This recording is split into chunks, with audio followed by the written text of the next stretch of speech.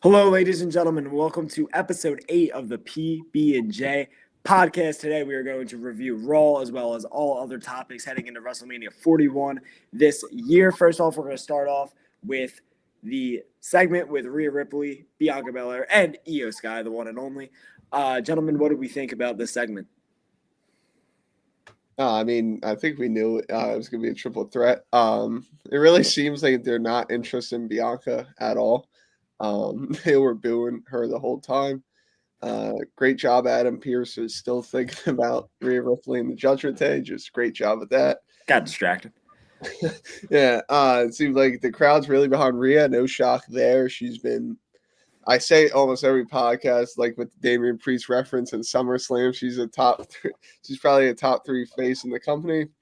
I don't have much to say because I've probably said it a million times. I think it's gonna be a great match and probably Bianca still wins. But yeah, it was the easiest way to open a show. Might as well get it out of the way. But yeah.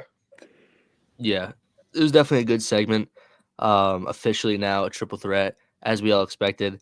Bianca talking about how Rhea kind of just politicked her way into this match, didn't really earn it, which I kind of agree with, and she's still getting booed for it, even though she's technically in the right.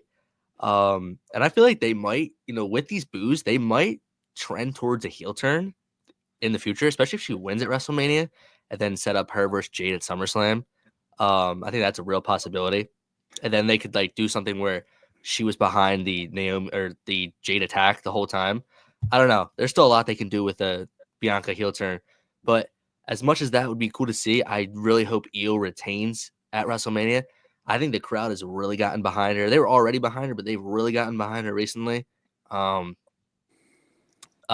drop kick off the top rope looked like she gave Rhea Ripley some serious whiplash. But the crowd's loving Io, and she just won that title a couple weeks ago. So I really do hope that she retains at WrestleMania. I'd be fine with Bianca winning the title too and going on a heel run. I don't really want to face Bianca title run if I'm being honest with you. That's just we've seen it so many times. But either Io retaining or a heel Bianca winning the title at Mania is what I want to see. Yeah, no. I think Io should win. I think she will win. To be honest, I think her. I did change my mind on this originally. I thought they were going to give it to Rhea, but I do think Io is going to win. I think she should. There's a trend that I've noticed. It is wrestling fans hate the justified, not even heel. They just hate justification. Bianca Belair was correct in what she was saying. Rhea Ripley did just kind of politic her way into the match. Really shouldn't be in there. She was correct. She was still getting booed because wrestling fans do not care about the facts. But yeah, I mean, Rhea Ripley being in the match, obviously it's the right business move. It makes it way more interesting. I still will call her Rhea Hogan because she just kind of put herself in the match. It doesn't work for me, brother. But yeah, overall, I think it was a good segment. Heading into WrestleMania, overall, I don't know if y'all will agree with this, but I'm not feeling the magic of the build to WrestleMania like I was this year. Just overall, I'm just not feeling it, Mr. Krabs. I'm just not feeling it like I was last year about, maybe it's because we were going, but I was just way more excited last year than I am this year overall. Yeah, I feel like last year there was a few matches that was you don't really care about, but I feel like for the most part, every match was important. And this year, it's like the world titles are half of them feel important. I'm excited for the triple threat for the women's world title. I'm excited for Cena Cody, and then I'm definitely excited for Punk versus Rollins versus Roman. But other than that, not too excited for the other match. Actually, no. I'm excited for the Fatal 4-Way for the IC Championship. That's a match I'm really excited for. But other than those 4 matches, I don't really I know the other matches are going to be good, but I'm not really that invested in them. Like Logan Paul versus AJ Styles will be a good match, but not invested in it. Jay versus Gunther, not too invested. I've gotten more invested, which we'll get into that segment soon, but not as hype as the other matches I was naming. But should still be a solid WrestleMania. I think some crazy stuff is going to happen, some twists and some swerves, but I don't think it'll top WrestleMania 40. No, yeah, I agree with you. What really killed it for me was, I think in the first episode I said it. I was most excited for the Randy Kevin Owens match, and yeah, we all had to that one. So that kind of just killed it for me. I mean, it's not ruining everything. I'm still really excited for it, and I don't think there's any chance like it's bad. Like I don't think there's at all. But yeah, I think the main events. I think the other matches I'm slightly excited about, but like it's like kind of capped if that makes sense. Like I'm excited to see Naomi and Jade just because they build it up so well. But like even if it overperforms, I don't know how much it's gonna like. I'm gonna remember it like in a few months or a year. But I'm so excited. I think it does help that we went and like we were. I think what also was a big issue was we were just praying that The Rock didn't really just like go crazy with his how he knows everything and how he magically came up with the idea in a documentary. Like he kept saying it throughout that WrestleMania documentary, everything was his idea. But yeah, I find those memes hilarious though. Like, some might say that The Rock, it was actually his idea for us to start this podcast. Honestly. He's like, all right, boys. But the next thing we had was a pretty great match between Bayley and Lyra Valkyria for the women's IC title. I think we all figured that Lyra was going to retain the title. Great match, though. One of the better Bayley matches I've seen in a while. I think a lot of her recent matches have been really stale, really boring. But Lyra always puts on great matches. I think everyone can agree with that. They're obviously tagging up on Friday, I think it is, in that gauntlet match to see who's going to fight Liv and Raquel for the tag titles at WrestleMania. And obviously, I think most people do think they are going to win, but I think there's a way they can do this to have have a Bayley versus Lyra match at WrestleMania or at Backlash for the title with a heel turn from Bayley. And it's either going to be during the gauntlet match, like maybe they start off the gauntlet and they make it all the way to the end and they lose, and then Bayley turns on Lyra, and that sets up that match at WrestleMania. Because there is still like 4 to 5 matches they're going to add to the card. I think they want to do 14 to 15. I read a report earlier. So they could do that, or they could just do Bayley and Lyra versus Liv and Raquel at Mania, and then have them lose, and then have the Bayley heel turn on Lyra, set that match up for Backlash, and should be another great match. But that's what I think they're going to do with that situation. I like that heel idea for Bayley because she really needs to do something new. Mind you, she's one of the goats in the women's wrestling. She's been here for I think almost a decade. But they really need to do something. She was losing. She was on like a Finn Balor streak. Like she was just going nuts with the losses. And like the last time I was like really like interested in Bayley was when I found out she was playing in the NBA All-Star game. So I just didn't realize that. But I saw her pop up. I was like, oh damn, she's playing. But no, yeah, I like the heel turn, but I do think it's just gonna be them against Liv and Raquel. And I still think Liv and them would win at Mania because I just think they're gonna keep it on them for a little bit. Yeah, only thing I really comment on is what was already said, which Bayley needs something. She just needs to do something. She's just kind of. We talked about this last time, so I won't go into too much detail about it. But yeah, no, she's needs to turn heel or do something or punch a kid or something because she's just kind of in the same thing every week. So yeah, and I also will agree with what Jake just said that do think that they're going to keep the belts on Liv and Raquel Rodriguez for a while. Yeah, for sure. Next thing we had was a match getting added to the WrestleMania card, which is El Grande Americano versus Rey Mysterio. This is gonna be a great match. Like this could steal the show. Like honestly, I know there's no stakes on this match. I don't even know if it'll have a stipulation, maybe mask versus mask. I don't know, but this is gonna be one hell of a match. Sucks they're leaving Chad Gable off the WrestleMania card again for a second straight year.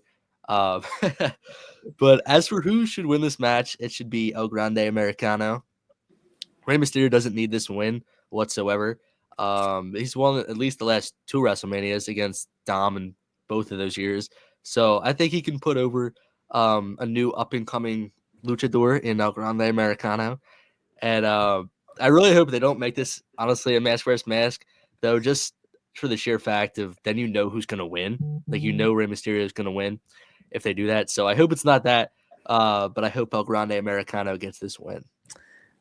I'm very excited for this match. This is El Grande Americano getting his WrestleMania moment, getting a WrestleMania match weeks after it debuted. I mean, this is just as big as Cody finishing the story last year, if I'm honest with you. Like, this is great. Guy's been just working his ass off down at the indie scene around the Gulf of America.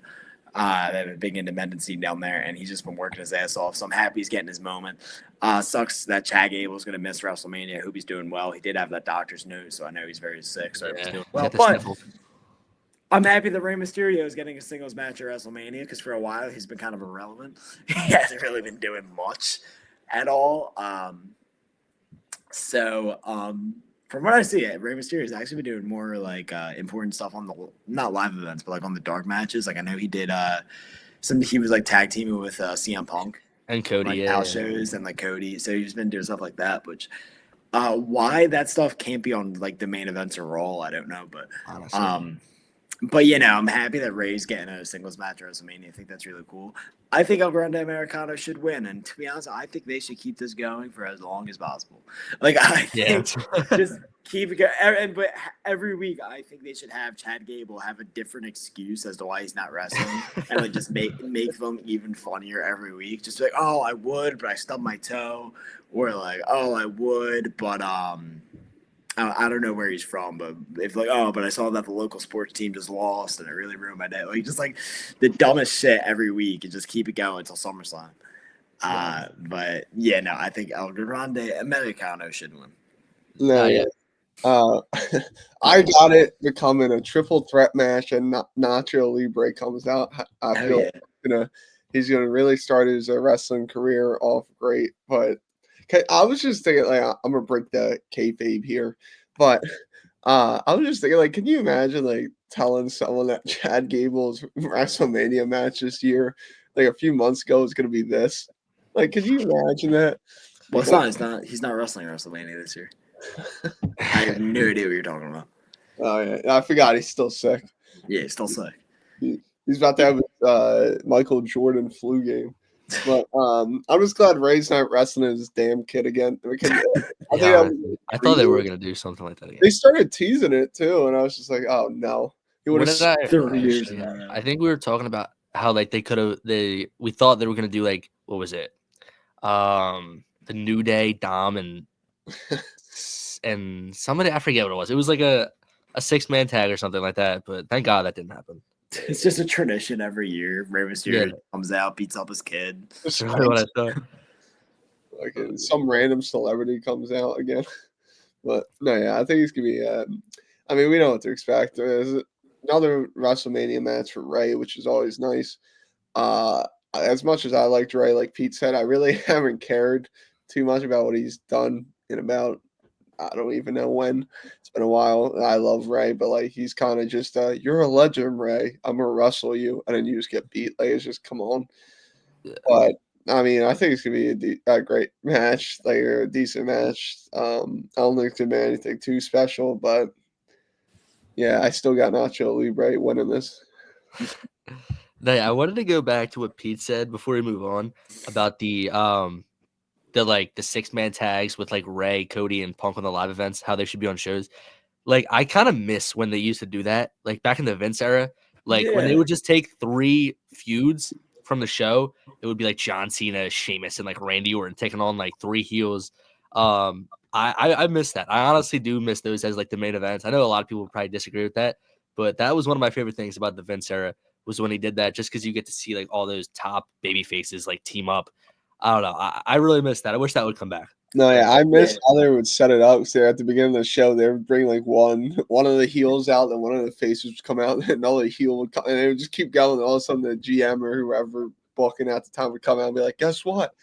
It's a tag team." It was so funny. There was like probably weeks, like millions of weeks in a row where they did it. But like at the time, I hated it. But like now, nostalgia is such a drug that now I just miss it. No, it's just like you have these matches on live events or dark matches, Punk teaming up with Cody, beating up some heels. They really can't make that like a quick main event of Raw and tie it into something. Like I don't know, I feel like they could. Because like you never see Punk wrestle on actual TV that much. I mean, he did. So I had one match. Sami. Oh no, he's done a few. He did against Rollins in January. Oh wait, Raw. yeah, I'm like completely. I think just like me thinking of Punk versus Rollins, I'm automatically thinking that it was a PLE, but it really wasn't. Like, I think it just felt like a pay-per-view because it was like the Netflix debut. Yeah, it was such a big match. I actually keep forgetting that those were just Raw episodes. Like for whatever reason, I just feel like him versus Sami was the only Raw match of the year because I just keep forgetting about that. Yeah. But next thing we had was the Fatal 4-Way for the Intercontinental Championship getting announced. Braun Breaker defending his title against Dominic Mysterio, Finn Balor, and Penta. And we called this a few weeks ago. We said this match was going to happen. Wasn't like a hard thing to predict. But I think we're all in agreement that Dirty Dom needs to win this match at WrestleMania. I saw a thing where it was, what was it? Braun pinned Finn. Finn pinned Penta, and Penta pinned Dom on this road to WrestleMania. Dom still hasn't pinned anyone, so I think Dom has to win at WrestleMania. I think he can go on a great IC title run, especially with Liv. Like the expected thing to happen is they're going to kick out Finn of the Judgment Day, and that'll happen at WrestleMania. Whether that's just Dom pinning Finn, pin Balor, or like I said, Finn Balor's going to hit his finish on Braun, and everyone's going to think he's going to win. And then Dom's just going to chuck him out of the ring, hit the 1, 2, 3, win the IC title, and just run away with it. So I really do hope that Dom wins at WrestleMania because I think he deserves it. He's been too much in like the women's division. He just hasn't been getting enough love. So I'm ready for the Dominic Mysterio push. I agree with that. I think he should win. I think they should kick Finn Balor out of Judgment Day at WrestleMania and then have Finn Balor come back later this year, SummerSlam. Dom versus Finn, the Demon, face Finn. Because Finn needs a change so bad. The question is this, because Dom's always talking about a new member to the Judgment Day. They were just re-signed Rusev. Does Rusev come in on Rusev Day of all days, help them beat up Finn Balor, kick him out, and then Rusev joins the Judgment Day? I feel like Aleister Black's more likely than that, but I could see something like that happening. You also gotta think like when JD comes back, like is JD gonna just honestly, like is he because like him and Finn are like best friends, so is he gonna like side with the Judgment? Like I don't know. I don't see a situation where the crowds are gonna boo JD just of how he got hurt and he finished the match. Like that is true. I don't think they're gonna boo him when he comes back because like what's there to boo? Like he's tough as shit. Yeah, that could set up a face turn, honestly. He almost died for a tag team match on a random Raw. Like, out for it. Imagine like they do it like acting like he just like he was there the whole time. Like just nothing. Oh, so we're totally forgetting about the Braun Breaker spear. We didn't even talk about that. Oh yeah, no, that was crazy. That was actually it's like, do we think he tried to do that on purpose, or do you think he over rotated? I think it's a matter of him coming down the ramp fast as hell, like he was, and it just gotta happen. Like dude did a whole front flip. I saw pictures someone posted on Twitter of like that spear. It literally looked like Carlito was giving Braun like a DDT. Like, but he was just hitting him with literally the best spear of all time. I think we can all agree that was the best spear of all time. Yeah.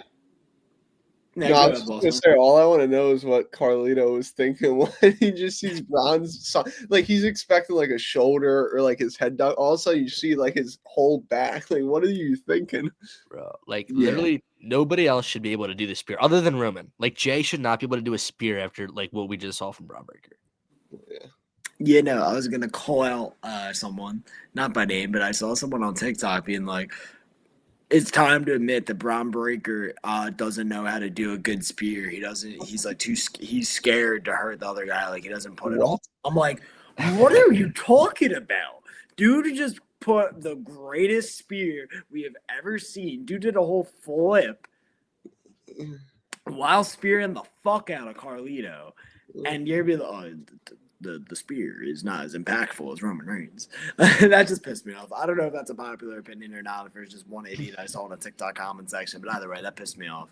So if that's you and if you're listening, shame on you. You know who you are. No, I think the three best spheres are probably like Braun, Roman, and Goldberg. I mean, one of the worst ones is, as much as I love him, Edge kind of had a weird one. He was just kind of, you liked it? Edge, I agree with you, but when he came back in 2020 till now, he does a good spear. I was gonna say it depends. Yeah, I was talking about it's not like his whole career, but like at certain times you could tell. Like I do agree with you. He looked like he like not figured it out because he obviously he was probably protecting himself in his neck for all those years. But like that weird like right before he retired, I think he did a little like weaker. Like you can see he was kind of trying to dodge it. Mind you, that was probably through his neck. But I know a lot of people don't like his spear, but I didn't mind it up until like I started noticing how weak it looked. he does have one of the greatest spears of all time against Jeff Hardy, though. Yeah, true. Yeah. Dropping the ladder. Underrated one. He hit one on Rey Mysterio at the Rumble one year off the ropes. Now, I think it was 2008. That was or whenever John Cena came back at the Rumble after that injury. It was on that card, and that was another. Like he's had his moments. I think it was just like I don't know. I think I noticed it once, and I thought it was a little. Yeah, 100%. The next thing we had on the show was the Jey Uso promo, a very serious promo from Jey, which was much needed for his character, not just spamming the word yeet the entire time and relying on the crowd. We got to, see a deeper side of Jey Uso, kind of like the right-hand man Jey Uso. So I thought this was really good. He obviously wasn't yeeting, like I said. The crowd was. I was going to talk about that. That pissed me off. The crowd eating when he was telling them, he told them like 3 times to stop, and they just were not listening. Like honestly, Yeah. I don't know. Like bro went. My mom asked me why I didn't protect my brother from getting the shit kicked out of him. Yeet.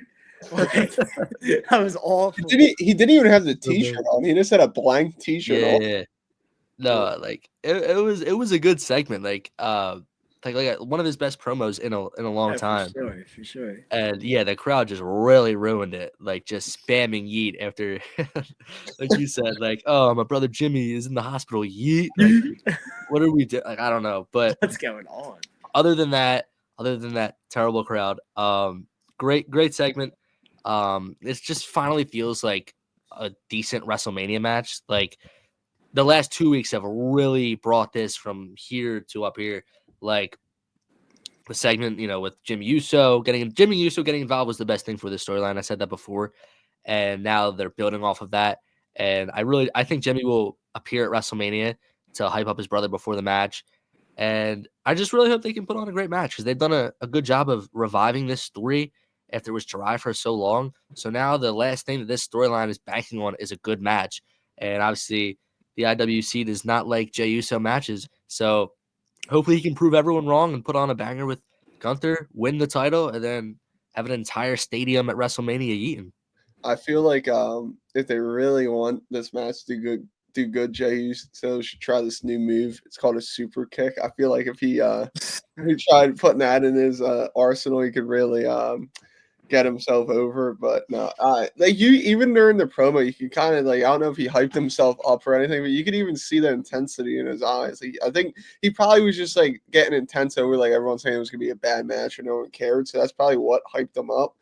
But even Gunther sold it. Like after Jey got out of the ring, like Gunther kind of looked like, oh shit, what did I do?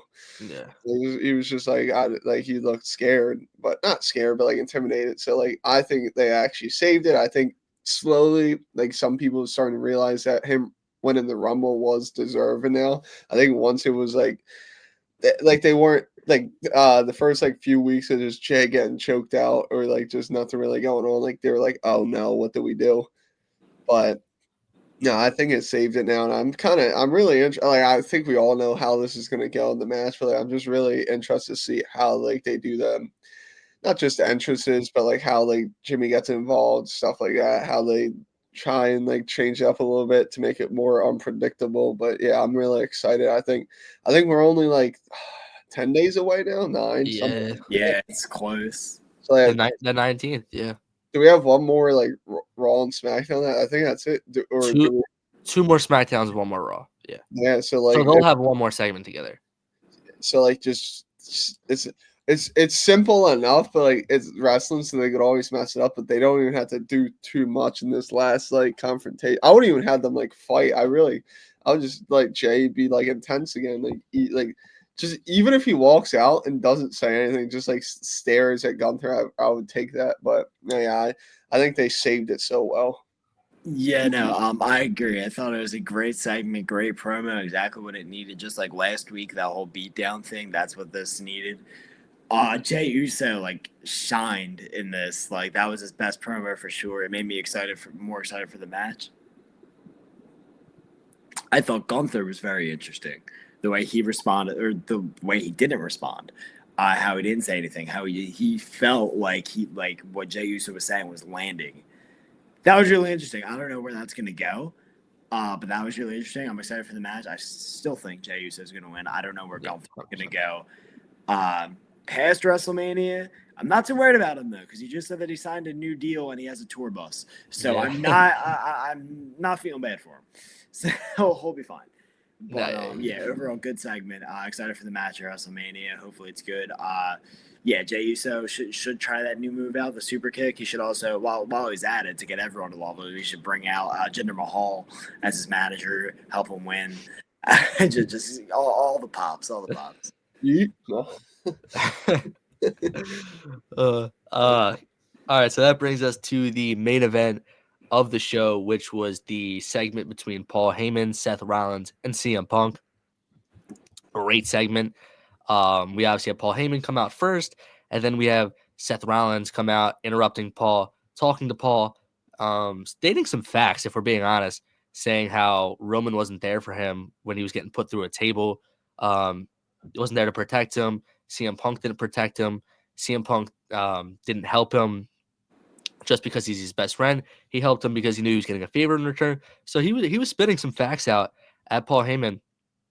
And we really got like a heelish side of Seth. I mean, Seth is a babyface, and he was putting his hands on Paul Heyman, the elderly, and saying like, how much are you worth to CM Punk until Punk's music hits. And then CM Punk comes out, obviously. And then Seth Rollins ultimately hits Punk with the curb stomp. And then acts like he's going to hit Heyman with the curb stomp too. And then he stops. And then he tells Paul Heyman he owes him a favor now. Not sure that's how that works. But either way, I think that, like I said before, they are aligning at WrestleMania. I think this further proves that point. Just the final scene of Seth Rollins and Paul Heyman walking out together. And I do think Seth Rollins is going to win this match because I think he deserves to win this match after all he endured in last year's WrestleMania, being the MVP. So, and now they've done a really good job of just tying Rollins into this storyline. Like we were talking about before, it just felt more like Roman versus Punk and Paul Heyman, and Seth Rollins was just kind of like there just because he hated both of them. But now he's involved with Paul Heyman. So I am pumped for this main event. Like I was already excited for it, but now after that segment, like I am really pumped because I don't know what's going to happen. I don't know who's going to win. I don't know who's going to leave with Paul Heyman. Like it's unpredictable. So we're in for a good one. Yeah, no, I like the segment. Thought it was weird. How he almost curb stomped Heyman is like, now you owe me a favor. That no. That's just not how that works. I dare anyone to go up to someone they don't know, almost hit them, and then be like, you owe me a favor for not beating the fucking shit out of you just now. Yeah, that was weird, but I'm excited for the match. I have no idea what's gonna happen now. I don't know if Heyman's gonna go with Seth. I don't know if Heyman's gonna fully turn on Roman and then align with Punk. I don't know who's gonna win. I do think they're gonna do Punk versus Roman at SummerSlam, which means I don't know what that means now. If Rollins is just gonna win, turn heel, then feud with Jey Uso after WrestleMania, leaving Roman and Punk to feud with them, with each other. I don't know what's going to happen. I'm really excited. This is going to be a really good match. Very interesting. Like usual, CM Punk is the most interesting thing in the company. That's just my humble opinion. Wear my CM Punk hat, but I like whatever he's at, I'm hyped for. So, definitely excited for this match for sure. I think this segment actually helped Punk's favor out a little bit because I didn't think it was gonna be a title match or anything like that. I kind of felt like it had to be something with Paul, But, like, now it makes sense. Like, now everyone has a reason, like, to be involved with Paul. Like, Roman's obviously got the history. Punk's had the history, but now also has a favor. And now, like, even though it's just like you threaten someone now, you owe them a favor for not beating them up. Yeah. But like even finally Paul Heyman kind of stood up for himself before, like, when he was like, "Get your damn hand," like, that was funny. Yeah. So yeah, now it's like you said, like, now everyone's kind of involved. It like makes more sense. Everyone had I could see it. Triple H did a great job doing this, but I could see everyone like winning, if that makes sense. Like if Yeah. I had to rank them from most likely to least likely, it's probably still Punk. Actually, it's like Punk or Rollins is slightly below Roman, so there's no way they did all of this just for Roman to win. But so it's probably Punk or Rollins. It just depends who you probably like more, what you want to see. Yeah, I think that, like, once again, these guys have really carried this year, the build up. Roman, I don't even know how many main events it's been now for him out of Mania. I know it's double digits. Punk's finally getting his. Rollins, even though I think his only main event was kind of that cash in, it's still a main event. These dudes every year. Last year. Oh yeah, last year too. Even though these dudes have been around a while, they're always turning up when it's WrestleMania season, like the pros they are. And I think it's gonna be a great match. I think it's gonna be a long match, and I think it's gonna be a lot of, obviously there's gonna be a lot of false finishes, but I think they're gonna choose, like, oh, Paul's gonna stay with Roman. Paul's now gonna stay with Punk. Oh wait, no, he's actually with. Oh wait, no, he's like, it's just gonna keep confusing it until the very last minute. Like, I can't wait to see how they do this. Yeah. Without a doubt. No, you got it. No, I was just gonna reiterate. You got it, pretty bud. much everything that was. All right. I was just gonna reiterate everything that was said.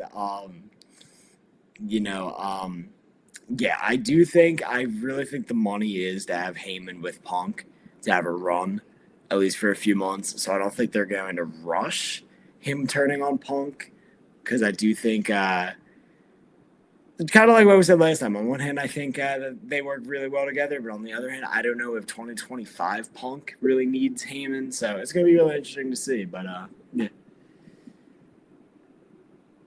he's cooked. Yeah, if we're being honest, none of them need Paul Heyman. Yeah, But Paul Heyman's great, so he can be with whoever. It doesn't matter. But what I was gonna say is, no John Cena and Cody Rhodes segment on Raw. They've obviously had segments the last 3 Monday Night Raws. Overseas, nothing. On this Raw, kind of disappointed.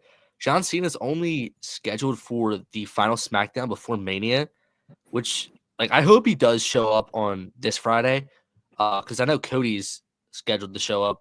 So I hope, like, he like activates, because I think that'll add a lot to the story. Yeah. I really hope that he doesn't miss out on this SmackDown and then the next one, because if we'll have him on TV for weeks, have him up the day before, like it's WrestleMania. You need to be the show every week. So I don't know. I think you need to have them show up on SmackDown, or John back Cody Rhodes. But that's just my opinion on that. Yeah. So funny. We're laughing because your connection sucks. The last, like, a minute, you kept going in and out. In and out, yeah. Like, we could understand pretty much what you were saying. It was just sometimes we get, like, higher pitch and stuff, but, like, you didn't, like, fully black out a cutout so we could hear what you were saying though. Yeah. Yeah, no, I'll respond to that. I do think I know Cena showed up on the final SmackDown. I hope we get at least one more appearance. That kind of leads into what I was saying at the beginning of the program, which is not really feeling the magic of the road to WrestleMania this year like last year, because it seems like Cena's not fully committed. That's just how it feels. Like, he's not fully committed to being there that much. So that's why it's like it's hard for me to get invested. And I think what also helps hurts is last year I wanted Cody to win so bad. I was rooting for him. This year I'm kind of like, oh, Cody winning would be cool. Cena winning would also be cool. I'm not like so emotionally invested into one person being WWE champion.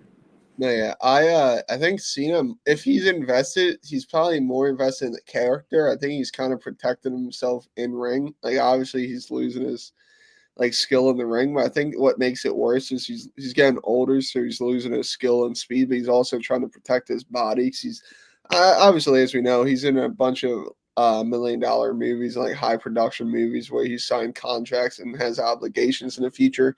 So like an injury, like something torn or broken, like that would like make him lose and contracts, lose a lot of money and the movies that he's involved with. So I think he's being careful. I mean, he's got a good partner in the ring with Cody that will know how to protect him from injuries. But it would be nice to see Cena like full. Like you could just tell someone. Like I don't know. It's hard to explain, but like if you watch the match, you could see like how he's taking it more safe, which as he should. He shouldn't be doing anything too crazy, but it would be nice to see like him show up more because I think we were promised like so much more than what he's actually been there. Like, Yeah. they still got half the year left once after Mania, so hopefully he comes up a few more times. But yeah, I'm excited to see. Like I said, it's a main event for the reason, but I think Triple H, like the triple threat and the Gunther and Uso match, he does a really good job building up. Like, hey, maybe both of them can win. Like it's not like lopsided. Like it was Jay and it was Cena, but now it's just like, oh, you know what? Like Pete said, you know, I will be happy if Cody wins. You know what? Jay deserves it, but Gunther is still amazing. Or the triple threats, I think he just did a great job building all of them up as contenders. Yeah. I just wanted to point out a ridiculous comment I saw earlier saying that this match should be bloodline rules. No. Neither of these people are in bloodline. So I don't know. I was watching a video. I go to the comments. That's like one of the top comments. I'm like that's how like brainwashed like wrestling fans have got. Like they think every match should be bloodline rules. Like we were talking about that before. Shout out to versus Cody Rhodes in a bloodline rules match. Like what? This does not need a stipulation at all. It'll be, huh? I was like, let me ask that person a question. Who the fuck in this match is Samoan? Well, I was gonna say who are they backing up? Like who's coming out? Who they backing up? They backing up Cody? They backing up Cena? They want the whole Rock and Stone Cold. That's what they want. They can't just have a regular one-on-one wrestling match. Like, what's going on? Solo standing tall the night. What a prediction that would be. That makes no sense. No, absolutely does not need a stipulation.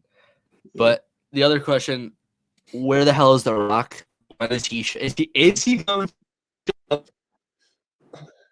Yeah. I think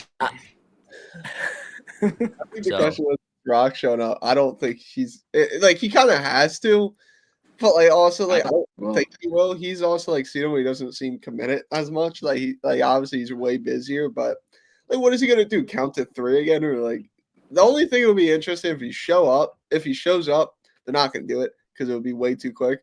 But if he shows up after, like, if Cena loses and just beats up Cena, or they bring out someone new, I think The Rock does show up somehow. But I like at this point, it's just like, dude, you showed up like 3 times in the past. I don't even know how long. One of them you were just pointing, the other one you just kind of was on Netflix backing up Cody, which kind of made sense, but not in the moment.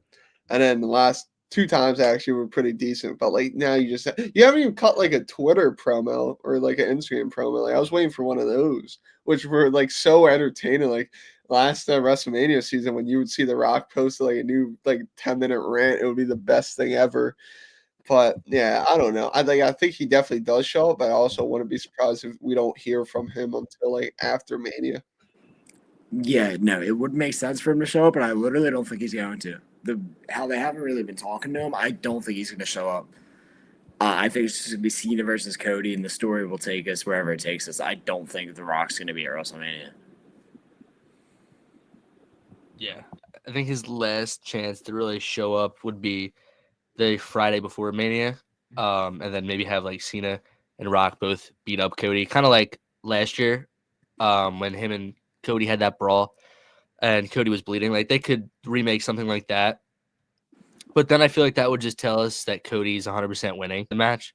So I don't know if I want that, but I feel like if he is to show up again at some point before WrestleMania, it's going to be the Friday before WrestleMania.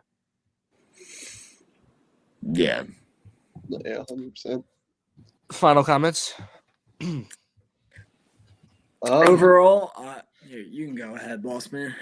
All I was gonna say was the last few Raws and Smackdowns are really making them more interested. I think he's doing a great job building these, putting the like final notes on these stories, and I can't wait to see what these final 2 Smackdowns and Raw looks like. So I think he's just gonna really. We might get a lot of filler matches or like very safe matches, but I think like I don't think we're getting anything too crazy. But I still think it's good. He's gonna do, or Triple H and the company and all the wrestlers involved are gonna do a great job. Finishing up the stories that they have going into the WrestleMania. Yeah, I've been enjoying the road to WrestleMania. I know I said not as much as last year, but that doesn't mean I'm not enjoying this. I am. I'm excited for WrestleMania. More excited for the Punk, Roman, Rollins triple threat more than anything else. I'm excited for Cena versus Cody. Overall, I think it's going to be a good WrestleMania, and I'm excited to see where the stories take us. And yeah, it's been good. Yeah. All right, guys, that's going to do it for the podcast. If you like this podcast, make sure to like and subscribe. And I'm also going to link down our TikTok in the description if you guys want to go follow that. We upload clips from these podcasts over there. But yeah, on that note, we'll see you in the next one.